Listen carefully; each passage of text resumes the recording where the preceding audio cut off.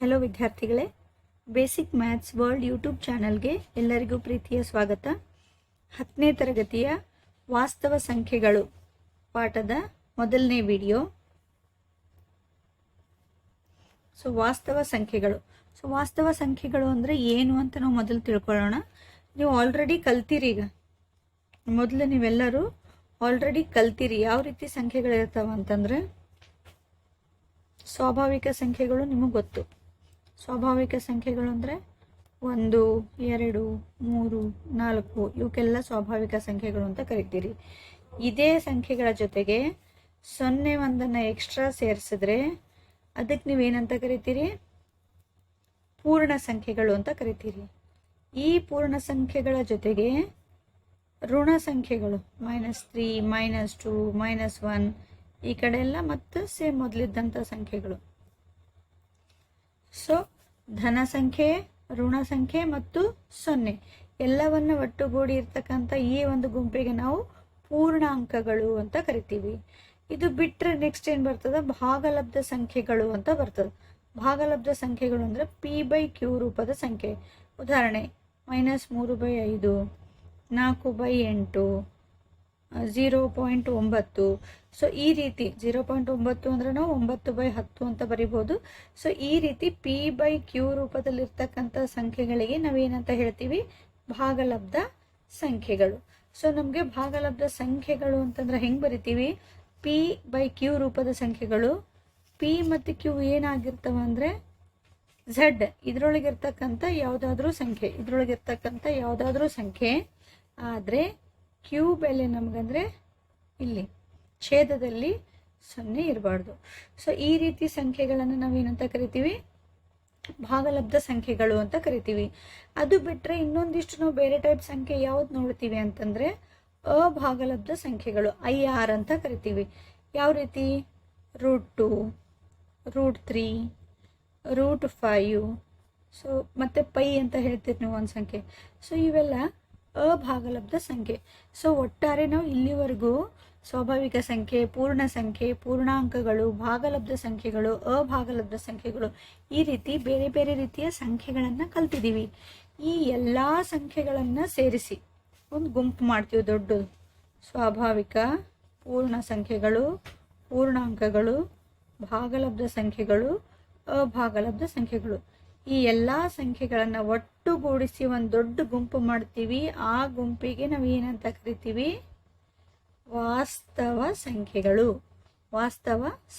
ಅಂತ ಕರಿತೀವಿ. ಇಷ್ಟು ವಾಸ್ತವ ಸಂಖ್ಯೆಗಳ ಬಗ್ಗೆ. ನೆಕ್ಸ್ಟ್ ವಾಸ್ತವ ಸಂಖ್ಯೆಗಳಿಗೆ ಸಂಬಂಧಪಟ್ಟಂಗೆ ಡೈರೆಕ್ಟಾಗಿ ಅಭ್ಯಾಸಕ್ಕೆ ಹೋಗೋಣ. ಯಾಕೆ ಡೈರೆಕ್ಟಾಗಿ ಅಭ್ಯಾಸಕ್ಕೆ ಬಂದಿದ್ದೀನಿ ಅಂದರೆ, ನಿಮ್ಗೆ ಆಲ್ರೆಡಿ ಬೇಸಿಕ್ ಅಪವರ್ತನಗಳು, ಮಸ, ಲಸ ಎಲ್ಲ ಕಲಿಸಿದ್ದೀನಿ ನಾನು. ಹಾಗಾಗಿ ಡೈರೆಕ್ಟಾಗಿ ನಾವು ಅಭ್ಯಾಸಕ್ಕೆ ಹೋಗೋಣ. ಅಭ್ಯಾಸ 1.1ರಲ್ಲಿ ಮೊದಲನೇ ಲೆಕ್ಕ ಏನಿದೆ ಅಂದರೆ, ಕೆಳಗಿನ ಪ್ರತಿ ಸಂಖ್ಯೆಯನ್ನು ಅದರ ಅವಿಭಾಜ್ಯ ಅಪವರ್ತನಗಳ ಗುಣಲಬ್ಧವಾಗಿ ವ್ಯಕ್ತಪಡಿಸಿ ಅಂತ ಇದೆ. ಎಷ್ಟು ಸಂಖ್ಯೆ ಕೊಟ್ಟಿದ್ದಾರೆ? 140, 156, 3825, 5005, 7429. ಟೋಟಲ್ ನಿಮಗೆ 5 ಲೆಕ್ಕಗಳಿದ್ದಾವೆ. ಯಾವುದಾದ್ರೂ 2 ಲೆಕ್ಕಗಳನ್ನು ನಾನು ಮಾಡಿಸ್ತೀನಿ, ಉಳಿದಂಥ ಲೆಕ್ಕಗಳನ್ನು ನೀವೇ ಮಾಡಬೇಕು. ಓಕೆ? ಮೊದಲನೇದು 140 ಹೆಂಗೆ ಮಾಡ್ಬೇಕಂತ ನೋಡ್ರಿ. ಈ 140ರ ಅವಿಭಾಜ್ಯ ಅಪವರ್ತನಗಳನ್ನು ಬರಿತಾ ಹೋಗೋಣ. ನಿಮಗೆ ಅವಿಭಾಜ್ಯ ಸಂಖ್ಯೆಗಳು ಅಂದರೆ ಗೊತ್ತು. ಫಸ್ಟ್ 2 ಅವಿಭಾಜ್ಯ ಸಂಖ್ಯೆ, 2ರಿಂದ ಭಾಗ ಮಾಡ್ತೀನಿ. 2 7 14, 0 ಸಮ ಸಂಖ್ಯೆ ಬಂದಿರೋದ್ರಿಂದ ಮತ್ತೆ 2ರಿಂದ ಭಾಗ ಮಾಡ್ತೀನಿ. 2 3 6, 1 ಉಳಿತು, 10 ಆಯಿತು. 2 5 10. 35 ಬಂದಿರೋದ್ರಿಂದ ನೆಕ್ಸ್ಟ್ 5 ಅವಿಭಾಜ್ಯ ಸಂಖ್ಯೆ ಇದೆ, 5ರಿಂದ ಮಾಡ್ತೀನಿ. 5 7 35, ನೆಕ್ಸ್ಟ್ 7 1 7. ಈ 140ಅನ್ನು ನಾವು ಯಾವ ರೀತಿ ಬರೀಬೇಕು ಅಂತಂದರೆ, ಈ ಕಡೆ ನಿಮಗೆ ಬಂದಿರ್ತಾವಲ್ಲ ಈ ನಂಬರ್ಸ್, 2 × 2 × 5 × 7 ಅಂದರೆ 2 ಸಲ ಬಂದಿದೆ, 5 ಮತ್ತು 7 ಒಂದೇ ಸಲ ಬಂದಿದೆ. ಈ ರೀತಿ ನೀವು ಬರಿಬೇಕು. ಓಕೆ? ಈಗ ಇನ್ನೊಂದು ಮಾಡ್ತೀನಿ. 5005. 5 ಇರೋದ್ರಿಂದ ನಾನು 5ರ ಮಗ್ಗಿಂದ ಮಾಡ್ತೀನಿ. 5 1 0 0 ಮತ್ತು 5 1. ಸೊ 1001 ಬಂತು. ಈಗ 1001 ಯಾವ ಮಗ್ಗಿಲ್ಲೇ ಬರ್ತದೆ ನೆಕ್ಸ್ಟ್ 5 ಆದ್ಮೇಲೆ 7ರ ಮಗ್ಗಿಂದ ಟ್ರೈ ಮಾಡ್ತೀನಿ. ಅವಿಭಾಜ್ಯ ಸಂಖ್ಯೆಗಳಿಂದಾನೇ ಭಾಗ ಮಾಡಬೇಕು. 7 1 7, ಎಷ್ಟು ಉಳಿತು? 3 ಉಳಿತು, 30 7 4 28, 2 ಉಳಿತು 21, 7 3 21. ನೆಕ್ಸ್ಟ್ ಏನು ಮಾಡ್ತೀನಿ? 11 ಅವಿಭಾಜ್ಯ ಸಂಖ್ಯೆ, ಅದರಿಂದ ಟ್ರೈ ಮಾಡ್ತೀನಿ.